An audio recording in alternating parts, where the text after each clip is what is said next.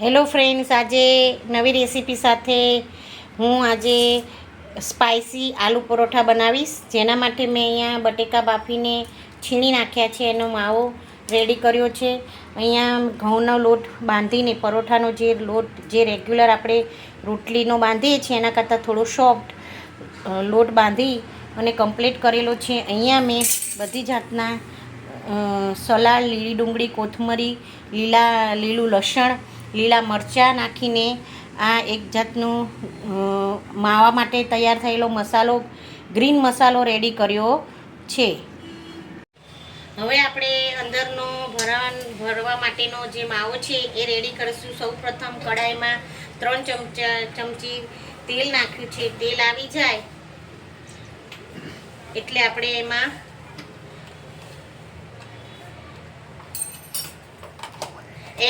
આપણે 1/4 સ્પૂન હિંગ નાખીશું અને અડધી ચમચી જેટલો હળદર નાખીશું.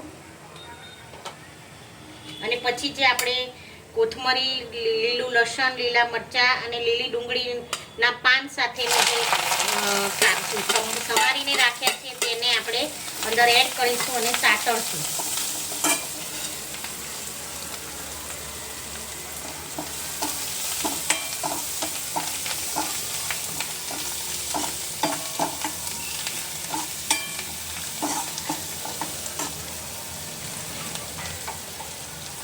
હવે 1 ચમચી ધાણા જીરું પાવડર નાખીશું અને અડધી ચમચી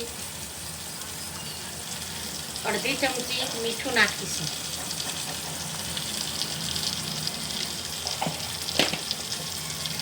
થોડી હળદર મને ઓછી લાગે છે એટલે હું સહેજ હળદર નાખીશ અને થોડી વાર સાતળીશું.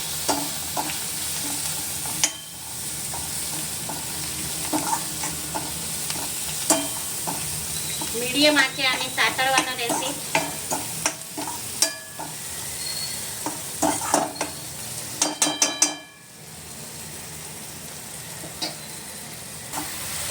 હવે આપણે આમાં થોડી પેસ્ટ સતરાઈ ગયા પછી અડધી ચમચી જેટલો ગરમ મસાલો એડ કરીશું. ગરમ મસાલો બળે નહીં એટલે તરત જ આપણે જે બટેકા બાફીને માવો રેડી કર્યો હતો એને એડ કરીશું. ધીમે ધીમે એને મિક્સ કરતા જશું.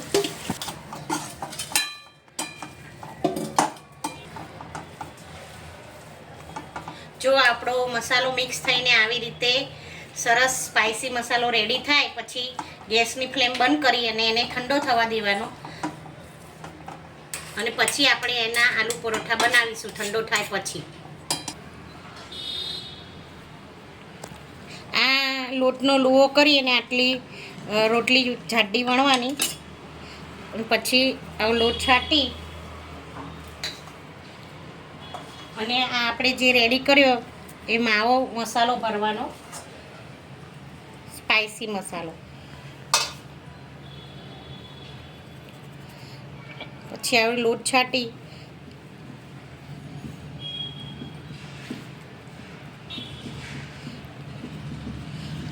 લુઓ તૈયાર કરી અને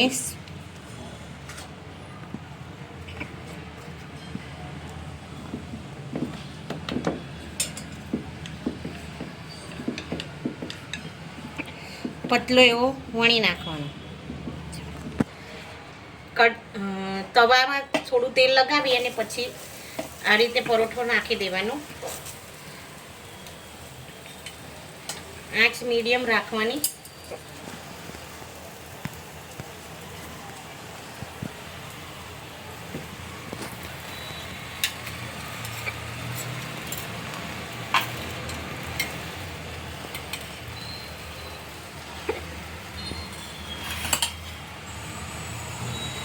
પછી થોડું તેલ ફરતું રેડી દેવાનું.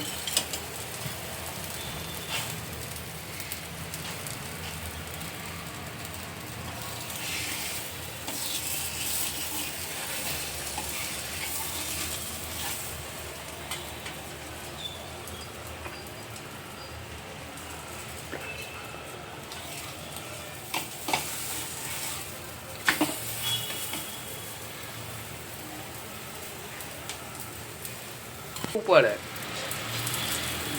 આવી રીતે બંને સાઈડ તેલ રેડી અને પરોઠાને મીડિયમ આંચે શેકી લેવાનું.